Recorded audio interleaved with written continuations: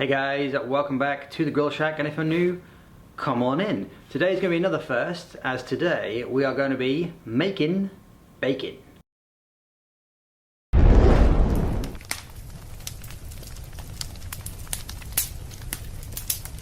Now, I've been interested in making my own bacon for a little while. I follow a lot of people on Instagram who've been doing it. It looks really interesting, and the fact is, if you're making it yourself, A, it should taste a lot better, but B, it's got a lot less water in. You see a lot of the water in the content that you buy from the supermarkets, and starts this big when you cook it, ends up this big. Not good.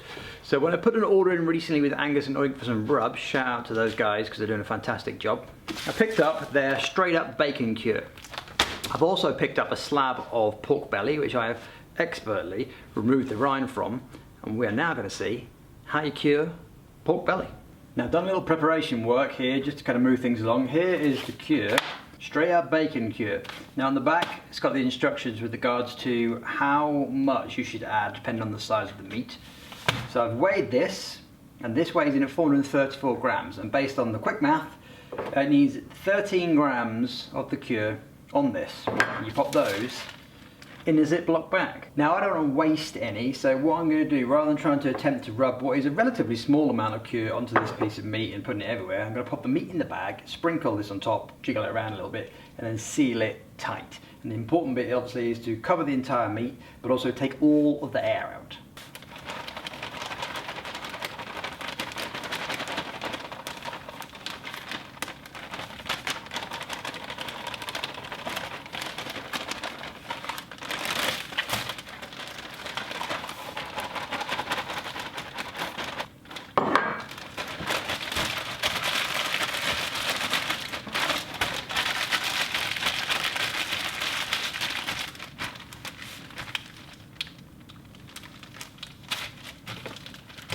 And there we are. Not especially exciting in the first instance. This now gets to sit in the fridge. The recommendation is that it's a day per ½ inch of meat in thickness, plus a day. I'm actually probably going to try it for a little bit longer, just because a lot of the other things I'd read suggested you can do it for a few more days. So this is probably about 1 inch thick. So what I'm going to do is I'm going to pop this in the fridge today. I'm going to pop it fat side down, and then maybe tomorrow I'm going to turn it over. Then I'm just going to check in and see how it looks. Hopefully within a few days it'll look like it's ready for stage 2, and then you and I will meet again.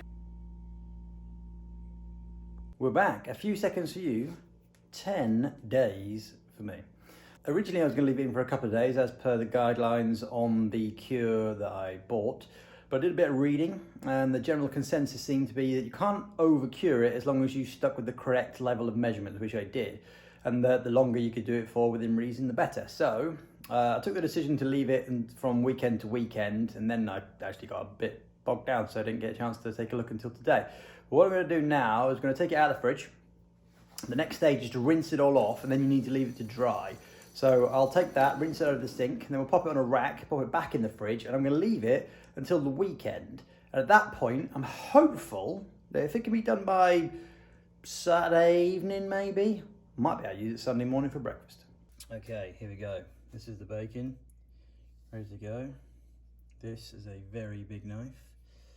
We're going to attempt to cut a really thin slice that essentially looks like one of the machines cut that you and I know as bacon. I don't think that's too bad. That looks like bacon. Should we try another?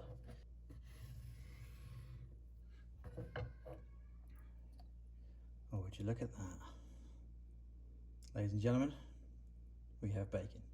So there we have it. Takeaways from the making of the bacon. Quite a lengthy process, but nothing that really requires too much kind of concerted time and effort. It's just waiting. First time around, I think it's been a success. There's a couple of things that I have learned that I think I'm going to need to try and put into practice moving forwards. The biggest issue, I think, is perhaps the slicing of the bacon. The pork does firm up after the curing process, but even then it is difficult to get lots of thinly sliced bacon from the pork belly. like you would from a butcher or from the supermarket. So whether or not it's approaching that differently by perhaps freezing it a little bit to make it a little bit more firm to slice, being a bit better with my knife skills, or buying some kind of slicer. So something to consider. And also next time around when I do this, I am going to attempt a cold smoke. I've now bought all the equipment. I'd like to see how a smoked bacon turns out. But all in all, I'm really happy with the process. I think what I would like to do once I perfect it is just basically have a rolling amount of pork curing in the fridge, so that you then basically, in the same way you would when you purchase from the supermarket, you always have a fresh batch coming in. Really happy with what I've learned, really happy with the fact I've got some more things to practice on. I hope that you've enjoyed this video. If you did, thumbs up are always appreciated. If you're not already subscribed to the channel, I would very much appreciate it if you would do so. There'll be lots more content like this coming very soon. But after that, all to be said now is thanks very much, and I hope to see you again very soon.